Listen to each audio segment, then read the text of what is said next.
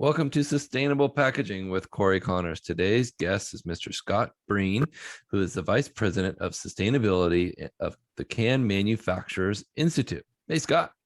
That's right. Hey, Cory, how you doing? Really good. Thanks for taking time to join us today. I think cans are an amazing packaging option, and I'm excited to talk about them today. You've had an incredible background. I was just like blown away. Wow. Can you tell us a little bit about it and how you ended up here in the can world? Well, sure. I mean, I was one of those people, and I tell people not to do this, Cory. I went straight through to graduate school. No need. Go make some money, make sure it's what you want to do. But I did it. So I got a joint degree, law school, Master of Public Affairs at Indiana University, Bloomington. Love Bloomington, Indiana, miss it every day. Yeah. And yeah, I did practice law for a couple of years with the National Oceanic and Atmospheric Administration. So learned a lot about fisheries. We can talk about that if you want, but after NOAA, I went to work for the U.S. Chamber of Commerce Foundation because I'd actually, while I was working as an attorney, I wanted a creative outlet and I started a podcast, Sustainability Defined, it's called. Yep. We define sustainability one concept and one bad joke at a time. I'll probably throw in a couple of bad jokes here. Okay, good. And you can make them too, Cory. I'll laugh, I promise. And I wanted to get more into the sustainability world, right? And I knew the more I worked at NOAA, the more focused I got on fisheries, the harder it would be to pivot. So I took the leap, worked at the U.S. Chamber of Commerce Foundation, helped manage their sustainability and circular economy program, was fortunate enough to help take a leadership position with their recycling initiative. It's called Beyond 34. It's still going today. And then from there, I came to my current organization, have a dream job. It's working for the Can Manufacturers Institute, where I get to still wear that lawyer hat every once in a while, read bills, write bills that we're trying to push, talk to lawmakers and regulators about our sustainability story, but also get to dream up initiatives and partnerships and research that can help us better understand and also improve our leading sustainability story.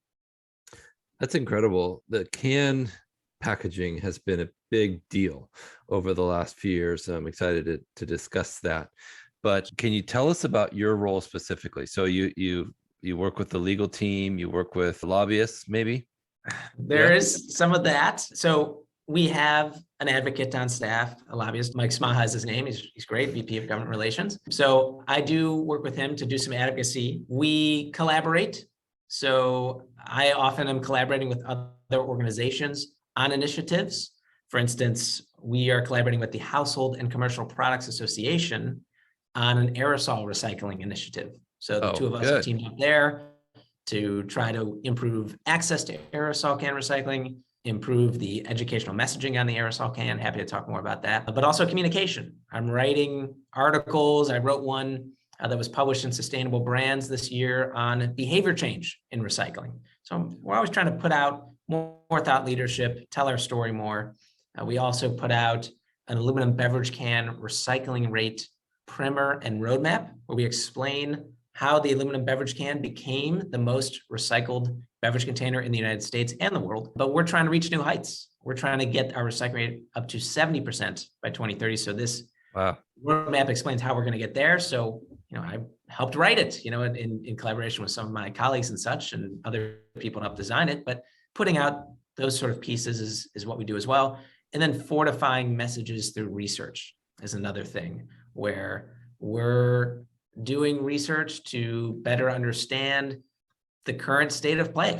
For instance, with the aerosol cans, we did a piece of research where we interviewed material recovery facilities, right, that sort single stream recyclables. Yep. We interviewed end markets that buy the material from the MRFs and other places to process, to understand what is holding back more aerosol can recycling, so that we had a foundational piece of research and then could act on it. We did that as well on the aluminum beverage can side, where we did a piece of research.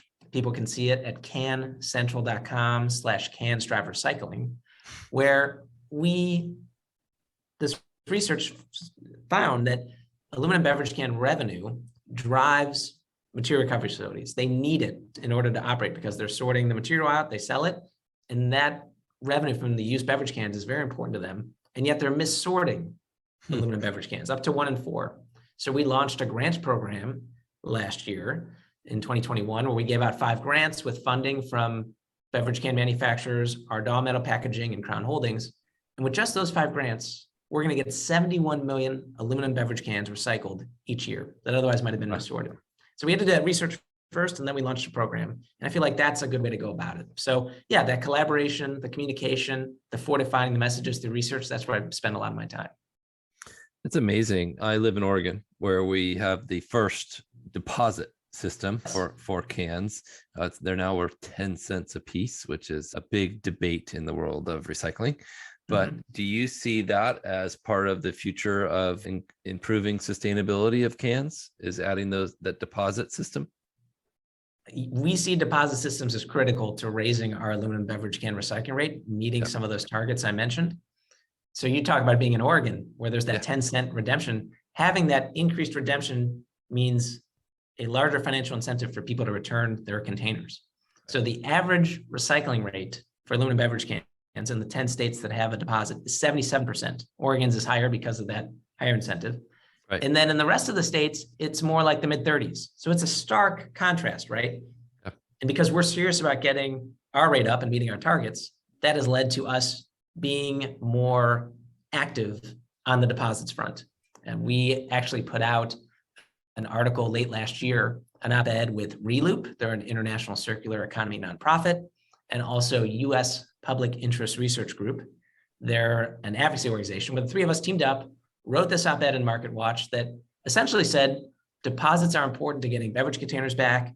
Here are some principles to making a well-designed deposit system, and there should be a national deposit system. So that is what we came together to say. And I mentioned collaboration. I mean, I feel like if we said that on our own, it wouldn't have been as powerful. So I'm very appreciative to when organizations are willing to work with us and we can come out with something together and make something happen. Exciting. And I think you're right. I think it will, hopefully will be a national program someday. Certainly will be more states jumping on board. I've heard about a few in the works already, but I agree with you totally. How do you think? Have you found it convenient in Oregon when you're returning your containers? Do you do the bag drop? And yeah, we do bottle drop, and it's they give us bags. We bring them in. We don't even have to put them in the machine. We drop them through the door, and they send us about your business a credit, and they recycle the bag. And to me, that's so sustainable. I always tell people I don't remember the last time I saw a can in a ditch here in Oregon, because that's huge. Not only is it as a person, right? You don't necessarily want to see that litter, but talk about the savings. Municipalities send many nationally, lots and lots of money, millions, I think billions, on litter cleanup. So you can help reduce that spend if you get it collected via the deposit system. Then you get high quality material, get it recycled. So, and one other cool thing with the Oregon system is you've probably seen, you can actually have your money donated, right? Yes. Like I think I saw that they were doing a thing for Ukraine, where you could say, hey, send my money over there. And I thought that was pretty cool. Yeah, we donate those to our charity that we work with called Candle Lighters for Children with Cancer. And it's a local charity here in the Northwest. They would appreciate any support from anyone who's listening. Yeah. A great program that helps families affected by pediatric cancer. So, but you're right. Yeah, they give you a blue bag and a sticker with a UPC code on it that says Candle Lighters, and then that money goes to them. So it's just really cool. And so definitely something we should consider nationally, I think. Agreed. So are aerosol cans recyclable? Oh yeah. You just got to empty them before you put in the recycling. Most recycling programs accept them. You should check first to make sure, but most accept them. You just got to empty them, both aluminum and steel. I always thought they were, and I always recycle them, but I was concerned that was Thanks for doing that. You're helping our numbers. Yes. We're a part of your solution for sure. I'd like to talk about how companies should focus their time and efforts on sustainability of packaging. Can you speak to that a little bit? Yeah, I mean, for me, the main point that I often make on this is that it's important to not just set goals that you're going to have 100% recyclable or compostable packaging. Right. And I feel like we've seen companies say that more and more, and that's a great first step. But I think there are additional steps that companies need to take. One, I think, is doing a material flow analysis, understanding where your packaging is going and where it's being lost. We actually did that recently for the can industry. And we did it not just for cans, we did it with glass bottles and PET bottles in the United States, so we could see where everything's going. And probably the coolest part of this research was it created a Schenke diagram, it's called, where it visually shows where everything goes. So if any listeners want to see this, cancentral.com/recycling unpacked. And the top line finding was that aluminum beverage cans are the most circular container in today's system. And then it also did some modeling of what of the three containers I mentioned would have the largest greenhouse gas emission savings in three recycling systems of the future. So 100% collection, 100% sortation, and the national deposit system, as we were talking about earlier. And in all three, aluminum beverage can delivered the highest greenhouse gas emission savings. So encourage people to check that out. Another thing that people can do is the companies should be seeing if the packaging that they're putting out there, not only is it technically recyclable and is it being recycled through the material flow analysis, but is it worth enough money that it's paying for the cost of its recycling? I mentioned earlier that without the revenue from used beverage cans, most MRFs wouldn't be able to operate. Put another way, in the Recycling Partnerships 2020 State of Curbside Report, there's a table there where if you crunch the numbers, you see that aluminum beverage cans, they represent only 3% by weight of all the recyclables generated at single-family households in the United States. But in terms of revenue, they're just less than half. So 3% by weight, but just less than half of the revenue of all the recyclables at single-family households in the United States. So people should think about what their value is for the packaging. And then the last thing is the environmental impact of actually recycling it. And so aluminum beverage cans, if you make a beverage can from recycled material, it's 80% less greenhouse gas emissions than if you made that beverage can completely from virgin or new material, right? And we actually realize a lot of that savings today because the aluminum beverage cans produced in North America, the average recycled content is 73%. Wow. So, which is really high compared to some other container types. And then with steel food cans, if you make those from recycled material, it's 75% less greenhouse gas emissions than you made it with virgin material. And with both aluminum and steel, metal recycles forever, right? So you can keep getting these savings and have the material keep going round and round. We just got to get people to put in the bin. And so those are things I think companies need to do. And so some alternative metrics people can consider: what percent of my packaging is above a certain value per ton? What percent is primarily made of material that doesn't degrade during the recycling process? What percent of my packaging is primarily recycled into the same kind of packaging or other useful, easy to recycle products? And one last thing I want to say is that with aluminum beverage cans, on this point of what is it recycled into, 93% of the aluminum beverage cans that are recycled in the United States become new cans, very, very circular. And we recycle nearly 90,000 aluminum beverage cans a minute in the United States. And over the course of a year, that's like 11, 12 packs per person per year being recycled in the United States. And like I say, 93% of the time in a new can. So it's domestic circular economy here. And if people want to learn more about some of the points I'm making here, I did write an article for Green Biz. I mentioned, writing articles is one of the things I try to do. The headline is Moving Beyond 100% Recyclable Goals. So people can check that out if they're interested. Well, that's incredible. Totally impressive. And those numbers are even higher than I thought. And I thought they were really, really high. So kudos to the can manufacturers and well done. Keep it up. Totally. The scale is amazing, but we can do better, right? We just got to get more cans for the recycling. The recycling rate in 2020 was only 45%. More than half of cans go to landfill, given the environmental and economic impact I've been talking about. It's a shame. And we're doing our part to try to change that. And I think the quickest way to change that dynamic would be new deposits. Yeah, I agree. And such a simple method. We've proven it works. Let's do it in other states. So yeah, well done. Well, a flip side to this is the cans have become so popular that manufacturers struggled to keep up with demand. How do you see that coming through here?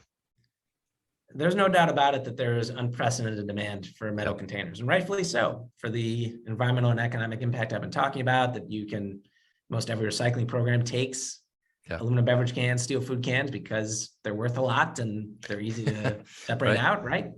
So I don't think that's going to change. I think people are going to keep wanting their packaging and with materials that they can easily put in the recycling bin and that have this impact.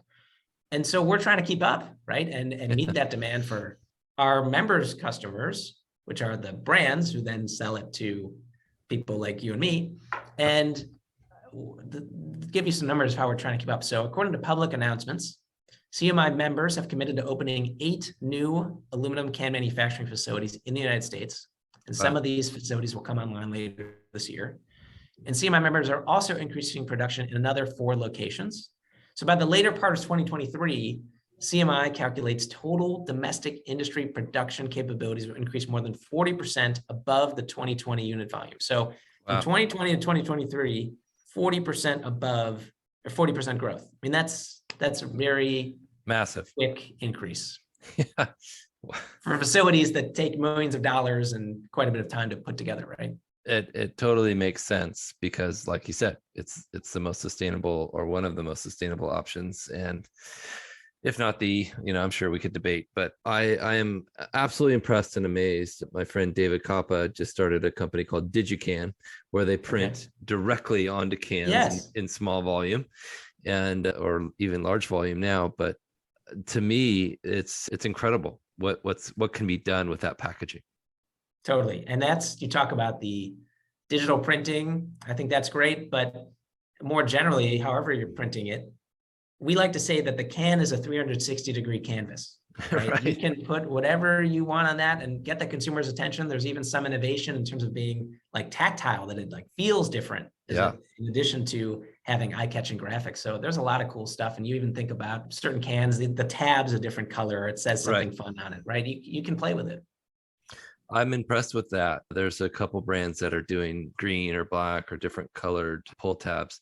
I know that's not easy to do. So well done. My company, Landsberg Aurora, is a manufacturer of cans in Melbourne, Australia. And so we absolutely appreciate that for our packaging.